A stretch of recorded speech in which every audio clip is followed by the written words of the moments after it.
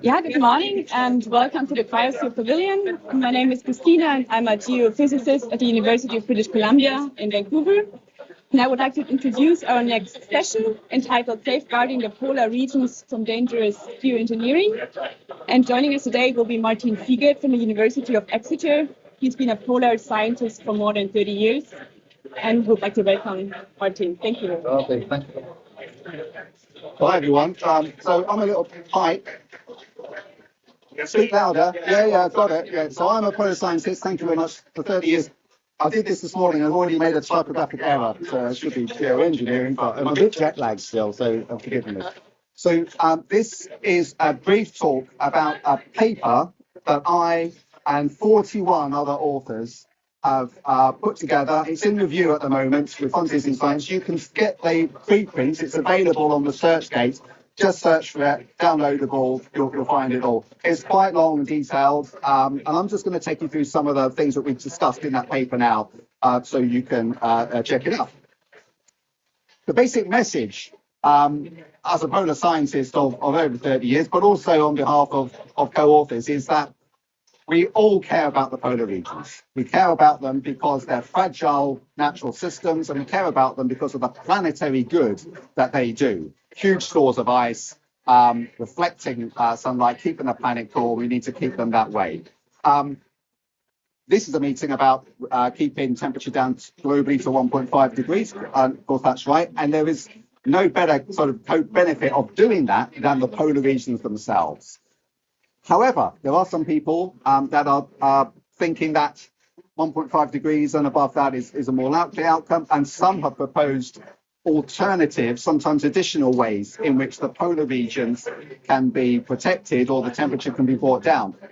And by physical interventions into the natural world, I, along with co-authors and many others, have taken a look at some of these ideas, and we don't think they can work. And there's a number of reasons why we don't think that that's possible. And I'm going to take you through one or two of them today. That's not to say that nature-based solutions aren't great. That's fantastic. Let's do that. Drawing down carbon dioxide in natural ways, that's absolutely fine. But intervening in the polar environments, it can be quite dangerous. So let's look at a few of these things. First, we can look at stratospheric aerosol injection. This is an idea that you put particles into the stratosphere, and it reflects sunlight and keep the planet cool as a consequence of doing that. And there's a lot of attention that's been brought up to the world on this sort of technology. Our focus is in the polar regions, and of course, in the polar regions where it's dark for half a year, that will be impossible to do, won't have any effect. It might have a blanketing, in fact, warming effect. The dangers with this is, by the way, a purposeful, known pollutant that will be going into the atmosphere, are the side effects that it might cause, and of course our ability to do it at the scale and at the speed that would be needed, and of course to do it permanently as well. Our best way to do it to protect the polar regions is to reduce carbon dioxide emissions without the use of this. Of course, in the polar regions and other places, unless it's done in a very sort of systematic, balanced way, there'll be gradients that are introduced, which of course will change the energy systems and the atmosphere, leading to other weather. So there's a load of potential unintended consequences with this idea that we should be warned against from doing. In Antarctica, I'm an Antarctic scientist mostly. I'm a geophysicist. The Antarctic ice sheet is losing mass. We know that. And for some people, one way to protect Antarctica from the warm water is to put artificial barriers in the ocean to stop the warm water from lapping up against the edge of the ice. Certain sea curtains is one of the ideas that's getting some prominence. We're talking about the roughest, most inhospitable place on the planet to install a marine structure at a size that we've never been able to do anywhere globally.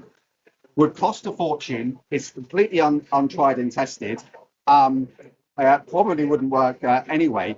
But another direct intervention into a natural system would have proper consequences, negative consequences, for the marine biology and natural systems that operate there. The governance that oversees this type of work would forbid it from ever happening. So in order to do it, you'd have to dismantle a lot of international governance in the first place. So really, it just looks like a non-starter. We shouldn't really be discussing it. We can look at in the Arctic, mostly in the Arctic, how we would try to, in some people's minds, protect the sea ice and increase reflectivity of the surface, ocean surface or the sea ice surface. And one of the ideas is to put glass beads around the Arctic and do this. Again, it's another intentional pollutant, which would have consequences for marine systems. There's no doubt about that. In the literature, in some thinking about this, if it's deployed in the oceans, it actually might decrease albedo rather than increase it. And of course, in the Arctic, we're talking about a very different type of governance to the Antarctic, where there are sovereignty issues and boundaries, where water doesn't really care about boundaries, and if you put anything in the ocean, it wouldn't do either. And so there's very little governance that would oversee this sort of thing. So again, the level of intervention that would be needed as well is colossal. The amount of material that would need to be deployed to have any meaningful change is at a scale that is just not existing at the moment, and the number of ships that need to be deployed again will be colossal, with no idea about where the money or the ships or the infrastructure would come by. Another that we've heard of is to thicken the sea ice artificially using a renewable energy source like a wind turbine, a windmill that would take the ocean water, put it into the atmosphere, freeze it, and it drops out. Actually, I don't really have any problems with the concept of doing that in a small patch. The main issue I have with this technology is you just can't scale it. So there's roughly something like 10 million square kilometers of Arctic sea ice.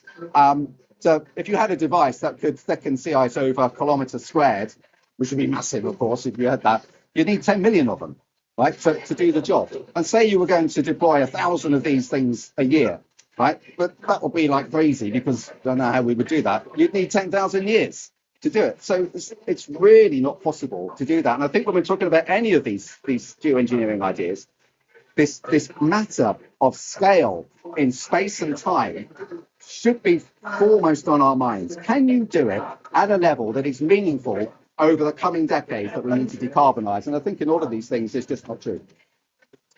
So I'm a polar scientist, and I've been trying to drill into ice sheets for 30 or so years, and it is really difficult. So another idea that's coming out is that if we drill down to the bottom of the Antarctic ice sheets, into the ice streams, which are flowing really quickly into the ocean, if we take out the water that's underneath the ice, it would cause increased friction, would slow down the flow of ice, and therefore would curtail sea level rise. So it all sounds quite reasonable as an idea. The problem is it's really difficult. Drilling anywhere in Antarctica is really difficult. I will know probably more than most about that. The idea that we could do this in Antarctica, not just for like a day or two, but permanently, and take out the water, is really for the birds. You would need a device that could remain open for a long time. And I've got to tell you that as soon as water starts coming in a borehole, it will refreeze really quickly, because the ice around it is at minus, in West Antarctica, minus 30, minus 40 degrees centigrade. And so you might have a day or so where that hole might be open, otherwise it's freezing up. You could try and keep it open by heating it all the time, but the power you would need to do that is of the order of many megawatts, and that just doesn't exist. So the infrastructure you would need to deploy this sort of thing, not just once, but multiple times around the ice, is really imaginary. It's really not possible that we could do this sort of thing. And then there's ocean fertilization, which has been tried in very limited forms. Another intentional pollutant that would have adverse effects on marine biology. And if deployed in the Southern Ocean, of course, which the polar environments that we're talking about, would be completely contrary to the Antarctic Protocol and environmental protection, as would all of these things, by the way. So we can look at a big collection of so-called polar geoengineering ideas, and we can judge them against a series of criteria, and you can do your own analysis of this. Will they work? Are they likely to work or not? And in many cases, we've got serious doubts whether they're actually feasible or not. Will they cause environmental damage, so-called side effects, sometimes unintentional consequences? But actually, if you're doing something, you kind of know it's going to have some consequences. It's kind of intentional. You kind of know that. And so a lot of these things will have environmental damage, direct environmental damage that are contrary to environmental protocols that exist at the moment.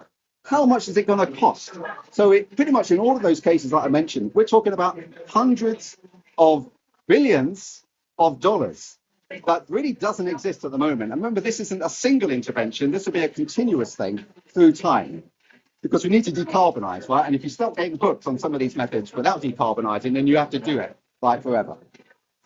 We could talk about the governance.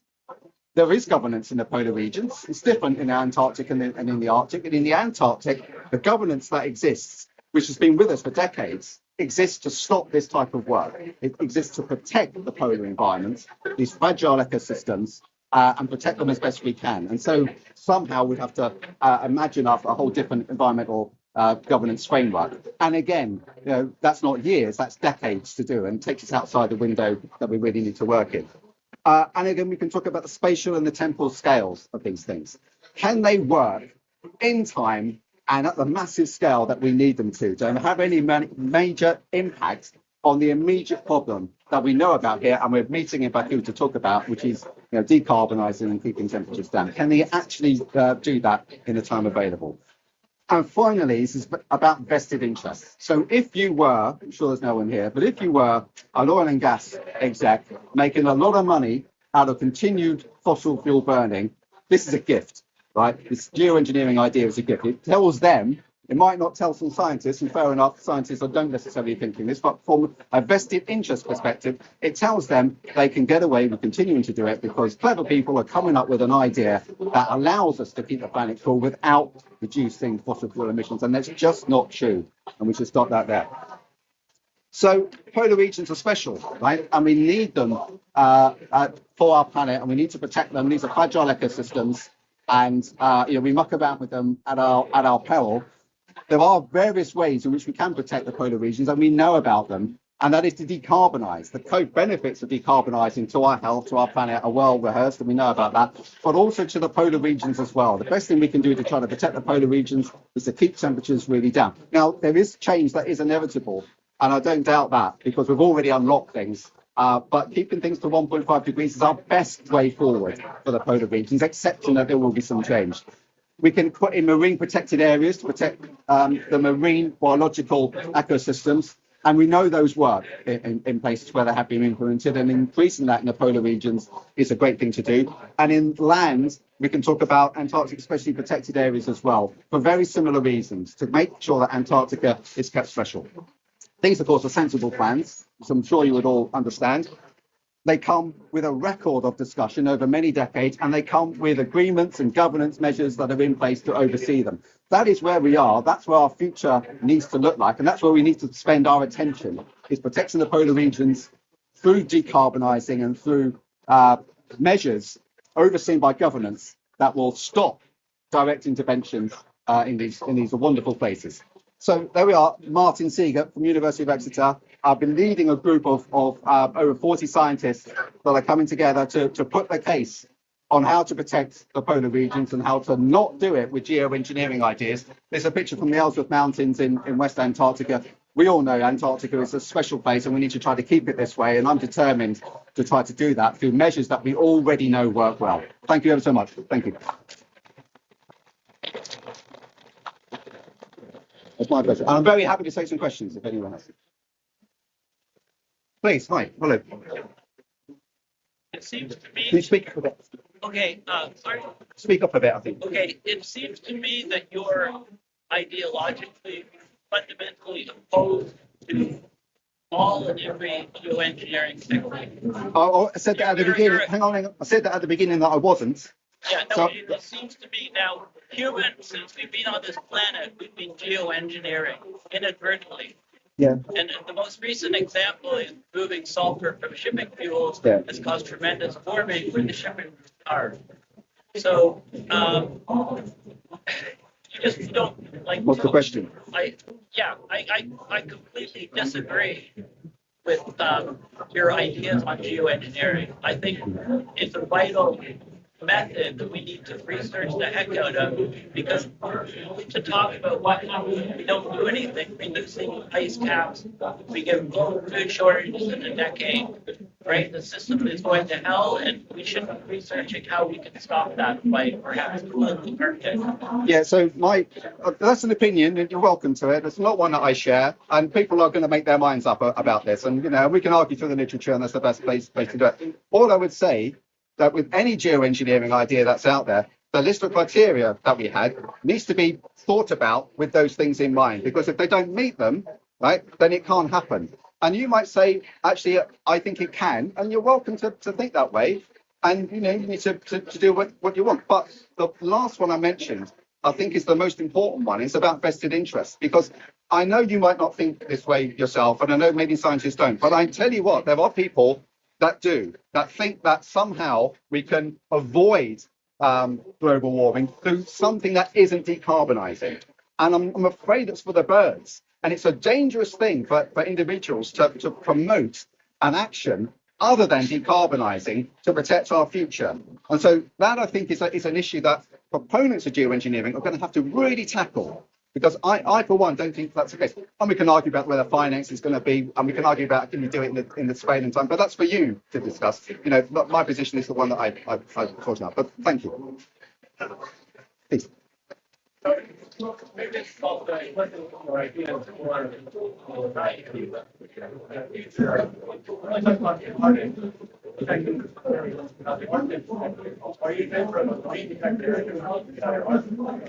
Absolutely.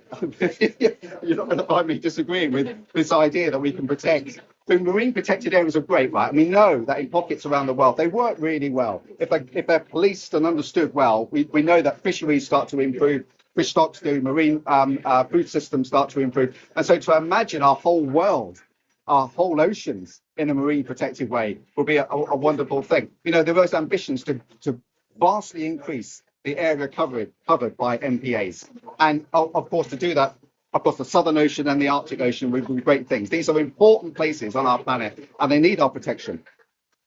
Thank you. Also, but can we do a couple of approach? Let's say you do geoengineering to some extent, but you also have decarbonization. Is that going to work? Because you're talking about scale. Yeah, right. So this paper is about the polar regions, okay? And I said at the beginning that there are other types of geoengineering. It's a big bucket. You can put a load of things into it. And me and my co-authors, we agree on the polar stuff. We might have some differences of opinion with some others. But for example, I think direct air capture of carbon dioxide is a great thing, right? We should do it. I think nature-based solutions, rewilding, fantastic. We should do that. Planting trees, well, you can't plant 1 trillion trees, and so there's been a lot of discussion about doing that. But there's nothing wrong with planting trees. And again, there's no silver bullet. There's no one thing that's going to change everything. So it's not that I'm against it all. I really like the idea of planetary protection through rewilding, through nature-based solutions. I think those are great. And I wouldn't put them in the same bucket as sort of direct interventions with pollutants, for example. So there's a nuance as to what I think is acceptable in our world to protect it and its fragile systems, and what are purposeful, intentional introductions of pollutants, which I don't think is right way. Please. So you talked about the benefits of the polar regions for the world. Yes. So such a decision should be made by the world. However, in the case of the Antarctic Treaty, it has less than 50 party members. Yes. So how can we encourage, especially countries from the global south, to get more involved to become parties of the Antarctic Treaty? It's a really good question. And of course, it is an open process, and people can apply to take part in the Antarctic. But I think for them, sometimes I come from a small country in Central America, so it's hard for countries like mine to believe and understand why they should be a part of that decision-making. Oh, so why should they want to do it? So the process is open and they can apply, right? So that's the first thing. Why should they do it? Because the polar regions matter to everybody. So listen, we all know this, the polar regions change and the world suffers. It will suffer through sea level rise. And in fact, the nations that are furthest away from the polar regions in the low latitudes, those are the ones that are going to feel the brunt of sea level rise because of the sort of gravitational distance from those massive polar ice sheets. And that's where most of the sea level rise is going to take place. So, it might feel like a distant land, the other side of the planet, but when the ice sheets start to melt, it's going to be those low-lying Pacific nations, right, and the mid-latitudes that are going to really feel the effects of it. The other thing, of course, is through the benefit that the polar regions give us through reflecting sunlight back out into space because of the white reflecting surface. Once that starts to go and is replaced by a dark surface, you get absorption. And this is the process why the Arctic is heating somewhere between 3 and 4 times the rest of the planet, and the Antarctic is heating about twice the rate of the rest of the planet. Right? That's a process we need to sort of understand, because that matters to us all. The polar regions stop being the refrigerant of our planet, and they start adding to the heat. As you said at the beginning, we all understand that. In fact, if it's consensus, that is science, right? So everyone understands that. The question is, what is the best way future, for us in the future? And mine is to say we need to decarbonise. We've got to get on with it. I mean, this is the 29th COP that we've been up to, right? And it's like that, isn't it? And we know what we need to do. We know how to do it, actually. We know, money's available to do it. We know the co-benefits. We know the society buying for all of this sort of stuff as well. We've got to do it. And actually, I was just talking earlier, the one thing I think we need to avoid and we need to call out is the vested interests from oil and gas companies and countries that are making huge amounts of money by burning and selling fossil fuels at our future's expense and at the expense of the futures of our children and those that come afterwards. And it's not called out enough. And if we did that and we understood it better, I'm sure there would be more action towards what we know we need to do, which is to decarbonise and get on with it. Thank you for your question. Please. What was the goals that you mentioned regarding the geoengineering solutions? Are there any models that will show the results and how they are going to impact climate change? So our paper was a review of a lot of existing literature. The reason we did it is because we were aware of a lot of discussion about geoengineering ideas, and we were also aware of a lot of literature that had been assembled discreetly, arguing against it in different things. But what hadn't been done is bringing it all together as best we can from the polar regions perspective. And so the value of our paper is to assemble it all in one place. So someone like you can take a look at it and you can dig into literature. I've got to tell you, there's hundreds of references in this paper. There's an awful lot of stuff in there, right? And that's great. So you can, at your leisure, you can take a look at the paper and you can see the references and you can dive into the references and you can see for yourself the science that's behind some of the arguments that we make. Thank you. Time for one more? In which case, I think we'll leave it there. Thank you for your time. I know this has been short, but sometimes short is good, right? I mean, we've got time to do some other things. It's been a pleasure to talk to you. Well, thank you for questions. Really, value that. I'll hang around here if you want a little more of a one-to-one discussion. Really happy to do that. But otherwise, thank you for your time. Thanks for your effort and help in Baku, and look forward to having more conversations. Thank you ever so much.